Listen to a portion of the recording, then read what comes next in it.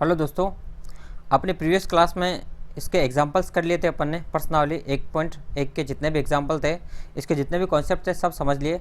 अब अपन आज क्या करेंगे, इस पर्सनली के जो जितने भी सवाल है सारे सवाल करेंगे। मेरे हिसाब से आप सभी ने घर पे ट्राई किया होगा, तो किससे हुए होंगे किससे नहीं हुए होंगे।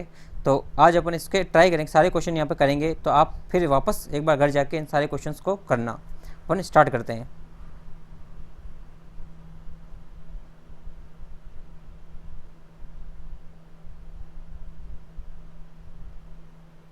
तो सबसे पहले शुरुआत करते हैं अपन पर्सनली 1.1 के सवाल नंबर 1 से। सवाल नंबर 1 से स्टार्ट करते हैं। पहला सवाल है, निम्नलिखित संख्याओं को अभाज्य गुणनखंडों के गुणनफल के रूप में व्यक्त कीजिए। इनके अभाज्य गुणनखंडों के गुणनफल के रूप में इनको व्यक्त करना है। तो इसका 140 से फर्स्ट सवाल लीजिए आप।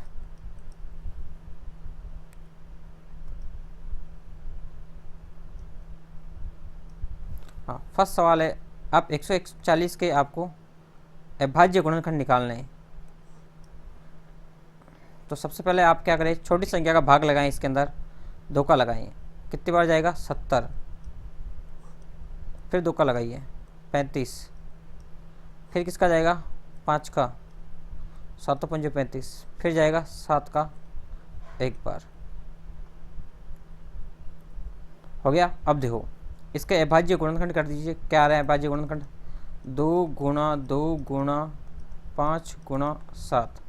अब इसको घातांक रूप में लिखे अभाज्य गुणनखंड को, तो 2 की पावर 2 गुणा 5 गुणा 7। तो ये इसके आंसर हो गए पहले क्वेश्चन के, यह हो गया आपका उत्तर। इसी प्रकार से आप को दूसरा क्वेश्चन कीजिए। ठीक है, दूसरा क्वेश्चन है, संख्या है 100। दूसरा क्वेश्चन यहाँ कर लीजिए, आगे कर लीजिए। 156 संख्या है दूसरा क्वेश्चन में।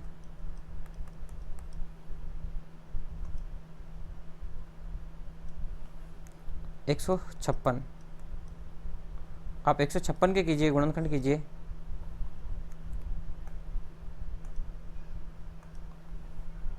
सबसे पहले 2 का भाग लगाइए। 2 का भाग लगाइए तो कितनी बार जाएगा,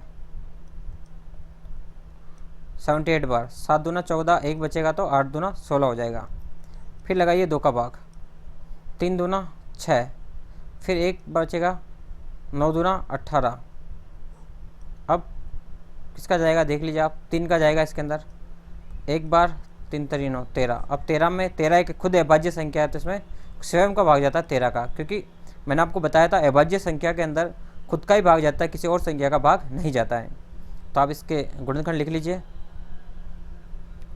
2 गुणा 2 गुणा 3 गुणा 13। अब इसको घातांक रूप में लिखिए, 2 की पावर 2 गुणा 3 गुणा 13। ये इसके उत्तर हैं। ठीक, अगला सवाल देखिए। ये हो गया, ये हो गया। अब देखिए 38 25 इसके निकालिए आप।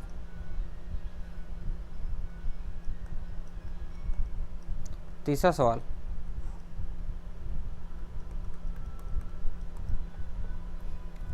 दो का लगाइए। शायद इसमें 2 का नहीं जाएगा। क्यों नहीं जाएगा, क्योंकि इसके अंदर देखिए 2 के भाग के जाने के लिए कंडीशन होनी चाहिए कि पीछे वाली संख्या एक सम संख्या होनी चाहिए, 2 4 6 8 के रूप में, या 0। लेकिन इसके अंदर है नहीं, 5 है। तो देखिए इसके अंदर किसका भाग जाता है। देखो अगर 5 का लगा के देख लो, बड़ी संख्या का, क्योंकि 5 स्वयं अभाज्य संख्या है। अगर 5 का चला जाता है तो फिर धीरे धीरे छोटी संख्या आ जाएगी। और 3 का भी लगा के देख ले, 3 का चला जाता है, इनको जोड़ के आप 3 का भाग दोगे। अगर इनके अंदर 3 का भाग जाता है तो इसके अंदर 3 का भाग भी चला जाएगा। जोड़ के देख लो, 8 और 3 हो गए 11, 12 13, 13 और 5 हो जाते हैं 18। 3 का भाग जाएगा इसके अंदर, डेफिनेटली जाएगा। तो आप 3 का भाग लगा लीजिए। पहले आपको डिविजिबिलिटी के रूल आना चाहिए। 2 की डिविजिबिलिटी में होता है कि आपकी जो पीछे वाली डिजिट है वो सम होनी चाहिए। उसके बाद 3 में अगर सभी संख्या को जोड़ते हो तो उसमें 3 का भाग जाता है, तो वो संख्या 3 से डिविजिबल है। इसमें लगा के देखिए, 3 3 दूना 6, फिर 7 8 2 बचेगा, 7 3 21, फिर 1 बचेगा, 5 3 15। अब देखिए वापस 3 का जाएगा नहीं जाएगा, इनको जोड़ो सभी संख्या को। 7 और 5 12, 12 और 2 14 और 1 15, मतलब 3 का भाग जा रहा है 15 के अंदर, तो इसमें 3 का भाग जाएगा, निश्चित 3 का भाग जाएगा। लगाइए, 4 3 12, फिर 3 दूना 6 और 1 बचेगा, 5 3 15, 425। अब देख लीजिए वापस 3 का जाएगा नहीं जाएगा। 5 4 9 10 11, 11 आ रहा, मतलब इसके अंदर 11 के अंदर 3 का भाग नहीं जाता, तो इसके अंदर 3 का भाग नहीं जाएगा। क्या 5 का भाग जाएगा? चलो देख लो, लगा के देख लो 5 का भाग। 8 पंजो 40, 2 बचेगा, 5 25 जा रहा है। अब देख लीजिए इसके अंदर अब किसका जाएगा। अब इसके अंदर फिर से 3 का नहीं जाएगा, 5 का लगा देख लीजिए, 5 का जाता है तो 5 3 7 पंजो 35। अब किसका जाएगा देख लीजिए, 17 स्वयं एक अभाज्य संख्या है, तो इसमें 17 का ही भाग जाएगा और किसी भी संख्या का भाग नहीं जाएगा, क्योंकि 17 क्या है, स्वयं एक अभाज्य संख्या है। अब इसके लिख लीजिए आप फैक्टराइजेशन, 3 गुणा 3 गुणा 5 गुणा 5 गुणा 17। कहीं कोई पॉइंट मिस हो गया तो आप एक बार और घर पे करें, सोल्व करें, तो आपको और समझ में आ जाएगा बेहतर। 3 की घात 2 गुणा 5 की घात 2 गुणा 17, ये हो गया तीसरा। अब आइए आगे इस पे करें, चौथा सवाल को करिए आप। चौथा सवाल यही कर लेते हैं, इसको मिटा देते हैं।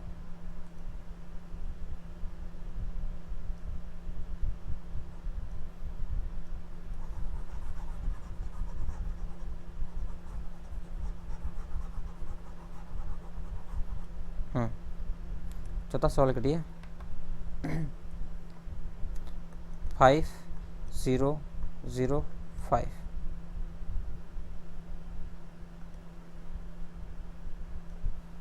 फाइव 0 5 5।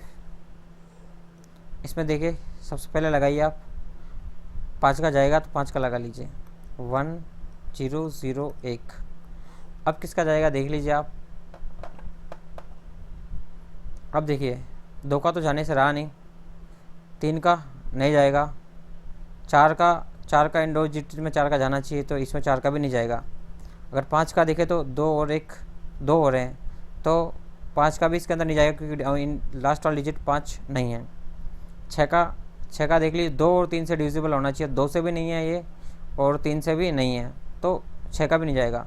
7 का देख लीजिए आप, 7 का इसके अंदर शायद जाना चाहिए या नहीं जाना चाहिए, लगा के देख लीजिए आप। 7 का 7 3 7 चौक 28 29 7 3 21, हाँ 7 का जाएगा इसके अंदर। आप देखिए लगा के देखिए आप, 7 का जाएगा। 7 का डिविजिबिलिटी का रूल होता है, 7 के डिविजिबिलिटी का रूल होता है कि आप अंतिम संख्या है उसको डबल कीजिए और इसमें से घटाइए। जब तक आप छोटी संख्या नहीं होती जाती, 7 का भाग नहीं जाता है, तब तक आप घटाते जाइए। देखिए आप, मैं इसको दिखाता हूँ। जैसे 1001 है तो लगा के देख लीजिए आप, इसमें जाएगा नहीं जाएगा। 1001 है तो सबसे पहले अंतिम संख्या को डबल कीजिए और इससे घटाइए, तो 100 में से 2 घटाना है तो कितना आ जाएगा, 98। अब फिर अंतिम संख्या है, अब इसमें लगा के देख लीजिए आप, 7 का जाता नहीं जाता। अगर इसमें 7 का जाता है मतलब पूरी संख्या में 7 का जाता है, 7 8 9 7 चौका 28, मतलब इस पूरी संख्या के अंदर 7 का भाग जाएगा। समझ में आ गया आपको 7 का डिविजिबिलिटी रूल। अंतिम संख्या को डबल करते जाना और उसमें से घटाना, जो बची रिमेनिंग संख्या है उससे घटाना है, और फिर बची हुई जो संख्या आती है उसमें 7 का भाग जाता है। अगर संख्या और बड़ी होती है तो फिर वापस अंतिम संख्या को लो, फिर घटाओ और फिर इसमें करो। आपको डिविजिबिलिटी के रूल आने चाहिए, इसमें बहुत काम आएंगे आपके। तो इसमें 7 का जाएगा, 7 का लगा दीजिए। 7 एक बार जाएगा, 3 बचेगा, 7 चौका 28 29 30, 2 बचेंगे 21, 7 3 21। अब किसका जाएगा देख लीजिए आप। 4 3 7 8, 2 का नहीं जाएगा, 3 का नहीं जाएगा, 4 का नहीं जाएगा, 5 का नहीं जाएगा, 6 का नहीं जाएगा, 7 का देख लीजिए, इसमें जाता नहीं आता है, 7 का भी इसके अंदर नहीं जाएगा। 7 का देख लीजिए आप, 7 दूना 14 और फिर इसमें नहीं जाएगा। 8 का देख लीजिए आप, तीनों में जाता है तो 8 दूना 8 1 और 6 नहीं जाएगा, 8 का भी नहीं जाएगा।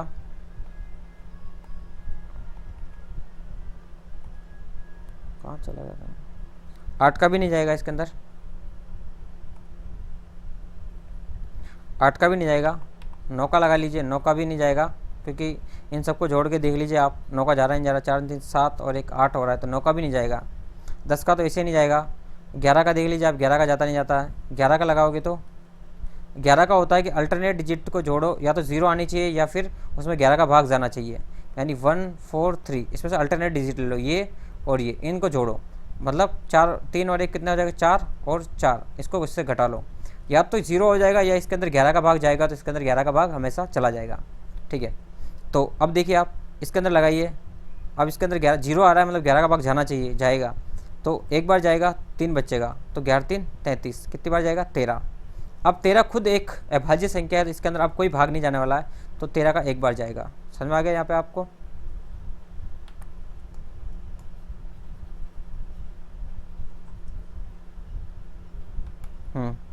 अब आप इसको लिख लीजिए, 5 गुणा 7 गुणा 11 गुणा 13, ये इसके गुणनखंड आ जाएंगे। अब एक आखिरी बचा है, इसको उतार लीजिए आप, या वीडियो को पॉज कीजिए, एक बार देख लीजिए, फिर मैं इसको मिटा रहा हूँ। वीडियो को पॉज करके आप इसको उतार लीजिए, मैं इसको मिटा देता हूँ।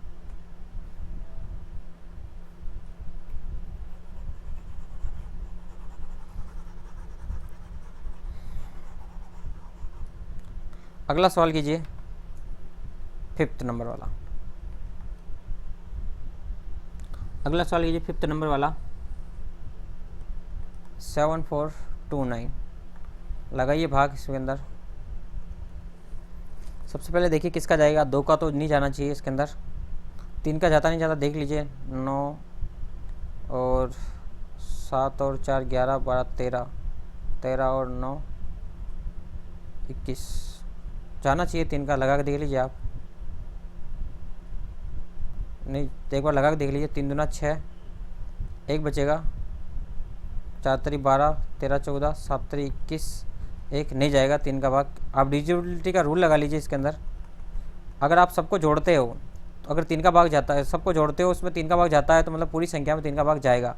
जोड़ के देख लीजिए आप, 9 7 हो जाएंगे 16, 16 और 6 हो जाएंगे, 16 और 6 हो जाएंगे आपके 22, 22 में 3 का भाग नहीं जाता है, तो 3 का भी नहीं जाएगा। 4 का देख लीजिए आप, 4 का लगा के, 4 का इसके अंदर दोनों डिजिट में जाना चाहिए भाग, तब जाके 4 का भाग जाता है, नहीं जाएगा। 5 का नहीं जाएगा, अंतिम डिजिट 5 होनी चाहिए या 0 होनी चाहिए। 6 का देख लीजिए आप, 2 और 3 से डिविजिबल होना चाहिए, 2 और 3 से नहीं है, मतलब 6 का भी नहीं जाएगा। 7 का देख लीजिए, 7 का जाता नहीं जाता है, 742। अब आखिरी डिजिट को डबल करो और इसमें से घटा लो, घटाओ, 4 बचेगा, 3 में से 1 गया तो 2 और 7, 724 बचेगा, 724। इसको एक बार और कर लो, 4 को 8 कर लो, 72 में से 8 घटा लो, 8 घटाओगे तो 2 और 6 घटा लो 70 में से, तो ये हो जाएंगे 64। इसके अंदर 7 का भाग जाता है क्या? नहीं जाता है, तो इसमें 7 का भी नहीं जाएगा, तो फिर इसमें 8 का भी नहीं जाएगा। 3 डिजिट के अंदर 8 का जाना चाहिए, तो 8 का भी इसके अंदर नहीं जा रहा है, तो नहीं जाएगा। 9 का देख लो, 9 का शायद 9 का भी नहीं जाएगा इसके अंदर, क्योंकि सबके अंदर जाना चाहिए। 10 का तो जाएगा नहीं। 11 का देख लीजिए आप, अल्टरनेटिव को जोड़ दीजिए, 7 8 9 और 9 और 4 13, 9 का भी नहीं जा रहा है। इसके बाद आप 10 का देखिए, 10 का तो जाएगा नहीं, ये तो 11 का लगाया अपन ने, 11 का भी नहीं जा रहा है। 12 का देख लीजिए, 12 का अगर 6 और 2 का जाता तो 12 का भी जाता है, 6 और 2 का इसमें जा नहीं रहा, तो 12 का कैसे जाएगा। 13 का देख लीजिए, 13 का लगा लीजिए, 13 का लगा देख लीजिए, 13 कम 13 13 6 13 गुंजल 13 52 13 65 13 6 78 होता है ना, 13 5 65 होता है, 65 जो 5 और 4 9, 13 7 91 होता है, एक 13 कम 13 नहीं जाएगा, 13 का भी नहीं जाएगा। और सोचिए इसके अंदर किसका भाग जाएगा, और सोचिए। 11 का नहीं जा रहा, 12 का नहीं जा रहा है, 13 का नहीं जा रहा है, तो 14 का भी नहीं जाएगा, 7 का नहीं जा रहा, 7 दूना 7 का 2 का जाना चाहिए, 14 का 15 का वैसे नहीं जाएगा, 16 का 17 का लगा के देख लीजिए, शायद 17 का चला जाए। 17 एकम 17 17 34 17 51 17 चौको 68 68 ही होता है, 17 चौको देख लीजिए आप, 7 चौको 28 और 4 5 6 68, हाँ 70 चौको 68 हो जाएगा, तो 68 और कितना 4 2 6 बचेगा। 17 कौन 17 34 17 51, 3 बार जाएगा तो 51 आ जाएगा। तो 51 जो 9 10 11 11 बचेगा, 11 बचेगा 119। 119 कितनी बार आएगा? 7 बार। 7 7 गुण 50 और 7 और 4 11 हो जाएंगे। अब लगाइए इसके अंदर किसका जाएगा। 17 का जो, अब देख लीजिए इसके अंदर वापस वही बात है, 2 का लगाइए नहीं जाएगा, 3 का देख लीजिए आप, 7 और 4 11 12 13 14, 3 का नहीं जाएगा, 4 का नहीं जाएगा क्योंकि इन दोनों के अंदर जाना चाहिए, 5 का नहीं जाएगा, 6 का नहीं जाएगा, 7 का देख लीजिए आप, 7 का भी नहीं जाएगा क्योंकि 7 का लगाइए, 7 का नहीं जाएगा, 8 का 9 का 10 का 11 12 13 14 17 18 19, लगभग इसके अंदर देख लीजिए, लगाइए आप 19 का लगाइए। देखो 19 का लगाते कितनी बार जाता है, क्योंकि देखो 11 का अल्टरनेट डिजिट होनी चाहिए, 0 हो नहीं रही है। 12 में 6 और 2 का जाना चाहिए, 6 2 का नहीं जा रहा, 12 का नहीं जा रहा, 13 का जा नहीं रहा है, 13 कम 13 34 39, और देख लीजिए आप 4 बचेंगे तो 46 में नहीं जाएगा, 14 का भी नहीं जाएगा क्योंकि 7 और 2 का चला जाए, 14 7 का ही नहीं जा रहा तो 2 का भी नहीं जा रहा है, 15 का जाएगा नहीं, 16 का जाएगा नहीं क्योंकि 4 का जाता तो 16 का भी चला जाता है, 4 का जाता 4 का चला, 16 में अगर 16 का जाता 4 का भी चला जाता, नहीं जा रहा है, 17 का नहीं जा रहा है अभी अपन ने देख लिया, 18 का भी नहीं जाएगा क्योंकि 9 दून 18, 9 का जाता है या 2 का जाता है तो 18 का चला जाता है। तो 19 का लास्ट ऑप्शन बचा है, देखते ट्राई कर लेते हैं। 19 से कम 19, 19 दूना 38, 19 दो 38 हो गया, तो कितना बचा 2 3 2 5, 19 30 57, अब कितना बचा 23। 23 खुद अभाज्य संख्या है, इसके अंदर खुद का भाग जाता है तो 23 का लगा लो। ये थोड़ा डिफिकल्ट था, आपको डिविजिबिलिटी के रूल आने चाहिए सारे, लगभग आपके इस क्वेश्चन में कवर हो गए हैं, लगभग उन्होंने बता दिए हैं, एक बार और बता दूंगा, अभी देख लेते हैं आपको। तो इसका आ जाएगा 17 गुणा 19 गुणा 23। देखो डिविजिबिलिटी के रूल एक बार देख लीजिए, अगर दो का भाग जाता है किसी संख्या के अंदर तो उसकी अंतिम डिजिट 2 4 6 या 0 इस टाइप की होगी, तो उसके अंदर लगभग 2 का भाग जाने की संभावना है, 2 का भाग जा सकता है, ठीक है। अगर 3 का जाएगा तो सारी डिजिट जितनी भी डिजिट है उनका सम होना चाहिए, उसमें 3 का भाग जाना चाहिए। अगर 4 का भाग जाता है तो अंतिम 2 डिजिट के अंदर 4 का भाग जाता है तो उसके अंदर 4 का भाग चला जाएगा। अगर अंतिम 2 डिजिट के अंदर जा रहा है 4 का भाग तो मतलब पूरी संख्या के अंदर 4 का भाग जाएगा। 5 के भाग के लिए कंडीशन है कि अंतिम डिजिट 0 होनी चाहिए या होनी चाहिए 5, ठीक है। 6 के भाग के लिए 2 और 3 का भाग जाना चाहिए, तब जाके 6 का भाग जाएगा। 7 की कंडीशन है कि आपकी कोई संख्या है जैसे 7 का भाग जाता है, जैसे ऐसी कोई संख्या है, जैसे कोई संख्या है तो अगर 7 के भाग जाएगा उसके अंदर तो उसको क्या करना है, अंतिम डिजिट को क्या करना है, आप डबल करके देख लो और उससे जो बची हुई डिजिट से घटा लो। मान लो ये संख्या है 742, तो इसकी ये डिजिट बच रही है और अंतिम डिजिट का डबल करो, कितना है, अंतिम डिजिट 2 है, इसका डबल कितना होगा 4, और जो बची हुई डिजिट है उसमें से घटा लो। अगर उसके अंदर आपका भाग जाता है तो उसके अंदर उसका भाग जाएगा और बाकी आपका 7 का भाग जाएगा, बाकी उसके अंदर नहीं जाएगा, ठीक है। आप ट्राई करके देख लेना, ये रूल लागू हो जाएगा इस पर। इसका 7 का बाद आता है 8 का, 8 के अंदर तो अगर 4 का जाता है और 2 का जाता है तो इसे 8 का जाएगा ही। और फिर आता है 9 का, तो 9 को सभी डिजिट को जोड़ के देख लो, अगर उसके अंदर भाग जा रहा है तो चला जाएगा। फिर आता है 10 का, तो वैसे पता चल जाता है 0 आ रहा है अंतिम डिजिट तो चला जाएगा, बाकी नहीं जाएगा।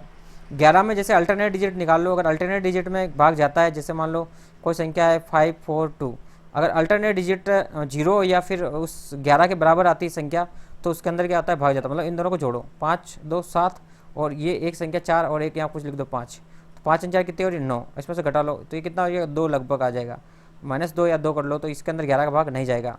अगर ये ऐसा होता है 5 4 और 2 5 और 6 7 और 4 और 3 7 ऐसे होता है तो इसके अंदर जाने की संभावना होती है, क्योंकि देखो अल्टरनेट डिजिट को जोड़ो, इसको और इसको जोड़ो और इसको और इसको जोड़ो, कितना रहा 5 और 2 कितना हो गया 7 और 4 और 3 कितना हो गया 7 7 7 0। अब इसके अंदर जाकर लगाओ, भाग लगाओ, 11 का भाग चला जाएगा। देखो अब लगा के देखो, यहाँ लिख देता हूँ संख्या को मैं, लगाओ 11 का लगाओ, 11 11 4 44 हो जाता है, 44 हो जाता है, बचा कितना 6 4 10 बचा, 102 हो गया, तो ये हो गया 11 9 99 हो जाएगा, 99 2 और 3 बचेगा, 11 3 33, मतलब 11 का भाग जा रहा है। तो ये 11 की डिविजिबिलिटी का रूल है। 12 में अगर 6 और 2 का जाता है तो 12 का उसमें वैसे ही जाएगा। इसी प्रकार से आपके डिविजिबिलिटी के रूल होते हैं जो आपको पता होना चाहिए, उससे आप आसानी से भाग लगा सकते हो। चलिए अगला देखिए सवाल, आप अगले अपने नेक्स्ट सवाल पे जाते हैं। नेक्स्ट सवाल ये है अपने पास,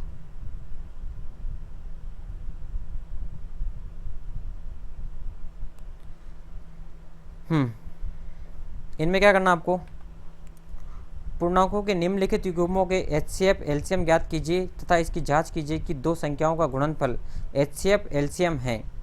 मतलब इसमें वेरीफाई भी करना है जो मैंने आपको थ्योरम बताई थी कि HCF A और B का गुणनफल LCM A और B का बराबर होना चाहिए संख्या फर्स्ट और सेकंड के बराबर, ये भी आपको प्रूव करना है। चलिए सवाल करते हैं, फर्स्ट सवाल लेते हैं।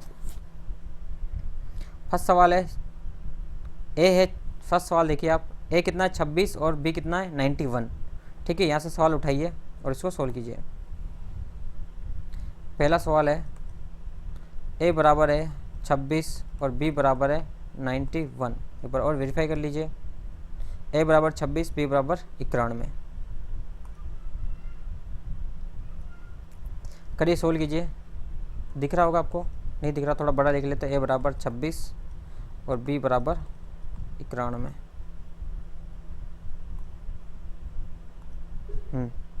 अब सबसे पहले क्या करना है, इसका HCF निकाल लीजिए या LCM, दोनों निकालना है। क्या क्या पूछा है, HCF और LCM ज्ञात कीजिए तथा इसकी जांच कीजिए दोनों संख्या गुणा, दोनों ही निकालना है। चलो दोनों निकाल लेते हैं। हाँ, सबसे पहले 26 के फैक्टराइजेशन कीजिए, 2 का लगाओगे 13 और 13 का लगाओगे तो 1। इसी प्रकार से आप 91 का कीजिए,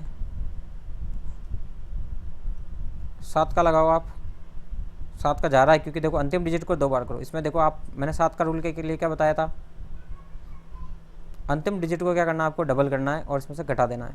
तो 2 करो, 2 में से 9 में से 2 गया तो 7, 7 का भाग जा रहा है, मतलब इसके अंदर पूरी संख्या के अंदर 7 का भाग जाएगा, तो ये आएगा 13 7 91। 13 का लगाइए एक बार।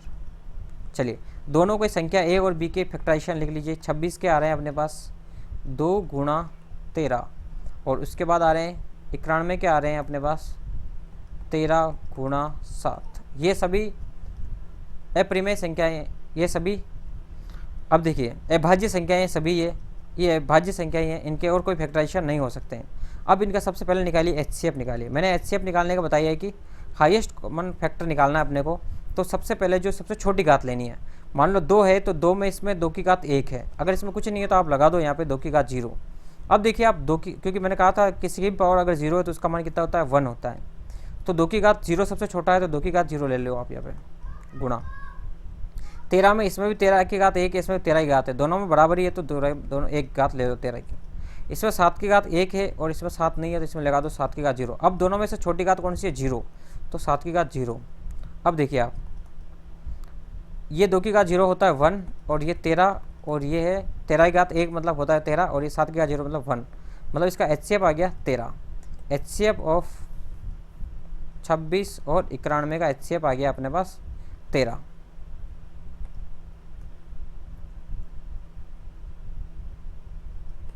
HCF कितना आ गया 13। अब निकालिए LCM। LCM निकालना है तो LCM क्या है, बड़ी घात लेनी है आपको। अब देखिए बड़ी घात कौन सी है, 2 की घात इधर 1 है और इधर 2 की घात 0 है, तो बड़ी घात कौन सी है 2 की घात 1। फिर देखिए 13 की घात 1 इसमें है, 13 की घात 1 इसमें भी है, तो 13 की घात 1। फिर देखिए 7 की घात 0 इधर 7 की घात 1 है, तो कौन सी लेनी 7 की घात 1। अब करिए, अब इसको गुणा कर लीजिए, ये आ जाएगा 2 गुणा 13 गुणा 7, ये आ जाएगा 13 7 91 और 91 का डबल कर लो, 2 और 9 दूना 18, 182। अब क्या करना है, अब अपने को करना है इसको वेरीफाई करना है उस थ्योरम के अकॉर्डिंग। चलिए थोड़ा ऊपर कर लेते हैं, आप पोज करके एक बार उतार लीजिए इस क्वेश्चन को, फिर समझिए आप। अब अपने को वेरीफाई करना है ये वाला रूल, HCF A और B का बराबर नहीं गुणा LCM ऑफ A और B बराबर होना चाहिए फर्स्ट संख्या A गुणा B के। चलो दोनों संख्याओं को गुणा करके देख लो। इसका HCF कितना आया 13 और गुणा LCM कितना आया 182। क्या ये दोनों संख्याएं 26 गुणा 91 के बराबर है या नहीं, बराबर आता है या नहीं। चलो गुणा करके देख लो, इसको कर लो, गुणा कर लो, इधर कर लो, यहाँ अपने को बड़ा लग रहा है तो 3 दूना 6, 8 3 24 और 3 2 5, कर लो गुणा कर लो, 2 8 1 6 6 8 5 13 और 2, ये आ रहा है 23 67। क्या इधर भी ये सेम संख्या आ रही है क्या, इधर की संख्या को यहाँ गुणा कर लो, 6 9, सॉरी हाँ सही है, 6 और 9, 9 छगानी 54 आएगा, गलत हो गया सॉरी, हाँ 6 9 छगानी 54, हाँ 2 9 दूना 18, करो 6 6 8 5 13 और 2 23 67। ये हो गया वेरीफाई, दोनों बराबर हैं। मतलब आपको इस तरह से सवाल को करना है, दोनों को बराबर बताना है और दोनों बराबर आने चाहिए। तो ये आपका सवाल हो गया पूरा।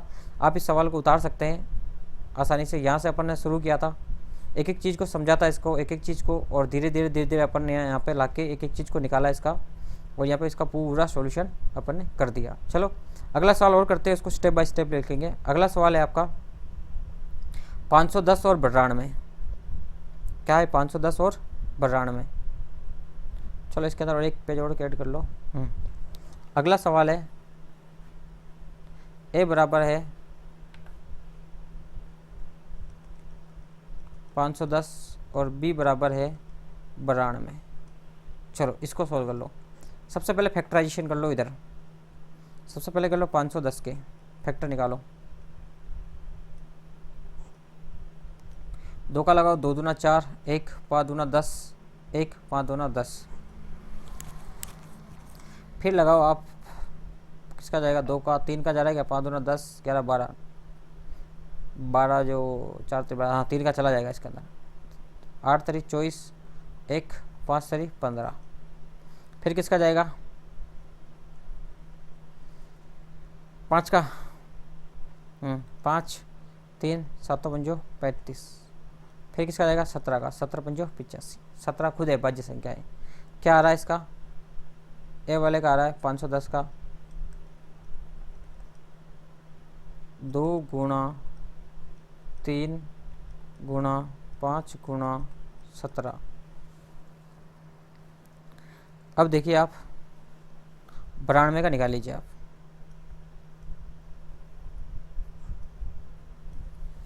किसका भाग जाएगा देखिए आप, 2 का जाता है क्या, लगाइए, 4 दूना 8, 6 दूना 12, 2 का लगाइए, 2 और 3 23, 23 खुद में अभाज्य संख्या है एक, 23 में किसी का नहीं जाता है, खुद अभाज्य संख्या है। तो इसका आ रहा है आपका 92 का आ रहा है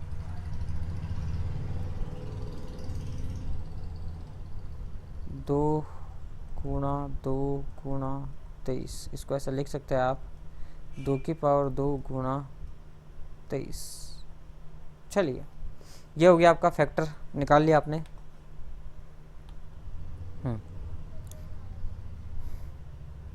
अब निकालिए HCF। अब देखिए इसमें 2 की घात कितनी है, 1 1 1, इसमें 17 की घात 1 है। अब देखिए सबसे कम घात निकालनी है, तो इसमें कितनी, 2 की घात 1 है, छोटी है, इसमें 2 की घात 2 है, तो 2 की घात 1 छोटी है, तो 2 की घात 1 लिख दूंगा मैं, 2 की घात 1 को 2 ही लिखूंगा मैं, है ना। अब देखिए 3 इसमें है, 3 की घात 1 है जो बड़ी है, और इसमें 3 की घात 0 है, नहीं है तो मतलब 0 मानना है आपको, ये बात मैंने बता दी। तो 3 की घात 0 मतलब 1 होता है, लिखना नहीं है। 5 की घात 1 है, इसमें 5 नहीं है तो इसमें नहीं लिखना है। इसमें 17 की घात 1 है, इसमें 17 नहीं है तो नहीं लिखना है। इसमें 23 है तो 23 है तो नहीं लिखना। तो इसका HCF कितना आएगा, 2। इसका HCF कितना आएगा, 2। अभी थोड़ी देर पहले ही मैंने आपको समझाया था एक चीज़। LCM निकालो, सबसे बड़ी घातें लो। बड़ी घात कितनी, 2 की घात 2 है, इसमें 2 की घात 1 है गुणा, इसमें 3 की घात 1 है, और इसमें 5 की घात 1 है, 17 की घात 1 है, और 23 की घात 1 है। ये आपका हो गया LCM। इसको गुणा कर लो, 4 गुणा 3 गुणा 5 गुणा 17 गुणा 23। अब आप उस मेथड से निकाल लो, HCF गुणा LCM बराबर होता है फर्स्ट इंटू सेकेंड। आप निकाल के देखिए क्या सही है या नहीं है, आप खुद इसका टेस्ट कीजिए, क्योंकि एक आधा सवाल आप खुद करेंगे तो थोड़ा आपका दिमाग खुलेगा, आप इस पर थोड़ा सा अच्छे महारत हासिल कर लेंगे। आपको कुछ नहीं करना है, ये HCF है, यहाँ रखना है 2 गुणा, इसको गुणा करके सबको यहाँ लिखना है 4 गुणा 3 गुणा 5 गुणा 17 गुणा 23, बराबर में करना है 510 को 92 से गुणा करना है। जो भी रिजल्ट आता है दोनों तरफ बराबर आता है या नहीं आता है वो आपको देखना है। चलिए अगला सवाल देखिए, ये सवाल आप खुद करना, इतने सवाल करा दिए मैंने, इस सवाल को आप इसी मेथड से आप खुद करना, नहीं आएगा तो फिर आप पूछना, बाद में इसको सोल्व करा दूंगा मैं, लेकिन आप खुद एक बार इस सवाल को सोल्व करने की कोशिश करना।